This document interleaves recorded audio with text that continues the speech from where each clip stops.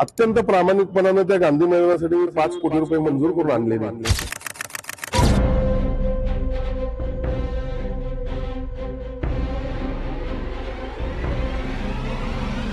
सुपारी घेऊन राजकारण करण्याचं काम काही लोक करतात. काय मुद्दे आहेत ते या ठिकाणी चर्चा केली आहे. काय सूचना दिली? गेल्या 4-5 दिवसामध्ये आपण पाहतो संपूर्ण महाराष्ट्रामध्ये मोठ्या प्रमाणात पाऊस पडत आहे. त्याच्या अगोदरच कोल्हापूर शहराची महानगरपालिकेची यंत्रणा सतर्क झालेली आहे. जवळपास 75% गाळ काढण्याचं काम महापालिकेच्या वतीनं पूर्ण झालं होतं. पाऊस पडल्यानंतर थोडा यामध्ये अडथळा निर्माण झालेला आहे, पण 25% राहिलेला गाळ देखील या पावसाची आता उघडीप मिळालेलीच आहे आणि तातडीनं काढण्याच्या मी सूचना दिलेल्या आहेत.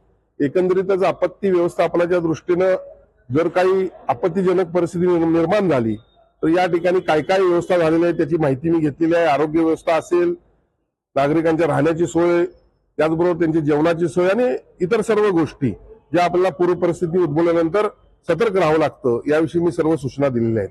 गेल्या महिनाभरात कोल्हापूर शहरामध्ये पाणी पुरवठ्याचा प्रश्न फार गंभीर झाला होता. तर स्काडा सारखी यंत्रणा या ठिकाणी शहरामध्ये लागू व्हावी किंवा त्याची सुरुवात व्हावी की जेणेकरून पाणी पुरवठा सर्व प्रभागामध्ये समान पाणी पुरवठा करता येईल आणि त्यामध्ये सुधारणा करण्यात येईल किंवा करता येईल यासाठी मी या ठिकाणी सूचना दिलेल्या आहेत. शहरामध्ये ट्रॅफिकचा असणारा घोळ, ट्रॅफिकच्या सिस्टीम सुधारण्यासंदर्भात देखील सर्व या ठिकाणी सूचना दिलेल्या आहेत. आणि त्याचबरोबर आरोग्य व्यवस्था शहरामध्ये ठिकठिकाणी कचरा उठाव झाला नसल्याचं या ठिकाणी नागरिकांच्या तक्रारी येतात. याविषयी देखील मी सर्व सूचना दिलेल्या आहेत. आणि एकंदरीतच या पूर्व परिस्थितीला सामना करण्यासाठी आपण सज्ज राहावं या दृष्टीनं सर्वच सूचना या ठिकाणी प्रशासनाला आज मी या ठिकाणी दिलेल्या आहेत आणि संपूर्ण परिस्थितीवर लक्ष ठेवून मी आहे. पुढच्या काळामध्ये अशी काही परिस्थिती उद्भवली तर त्याचा आम्ही निश्चितपणे चांगल्या पद्धतीने सामना करू. गांधी मैदानाला तळ्याचं स्वरूप आल्याचं चित्र 4 दिवस कोल्हापूरकरांनी पाहिलं. फक्त त्यामध्ये अशा पद्धतीची स्थिती होती. काय सांगाल, काय त्या संदर्भात सूचना दिलेल्या आहेत? कारण या संदर्भात आता विरोधक आंदोलनाच्या देखील काही बाबतीत केस येते. मी तुम्हाला सांगतो अत्यंत प्रामाणिकपणाने त्या गांधी मैदानासाठी मी 5 कोटी रुपये मंजूर करून आणले निधी आणि त्या ठिकाणी पोती टाकणे, गाद्या टाकणे, बकेट टाकून पाणी थांबवणे आणि मग अशा प्रकारचं हीन सुपारी घेऊन राजकारण करण्याचं काम काही लोक करतात. त्यांचा मी या ठिकाणी निषेध करतो. कोल्हापूर महानगरपालिकेच्या वतीनं पोलीस प्रशासनाला कारवाई करण्याविषयी निवेदन दिलेलं आहे. पोलीस प्रशासनानं तातडीनं ती कारवाई करावी.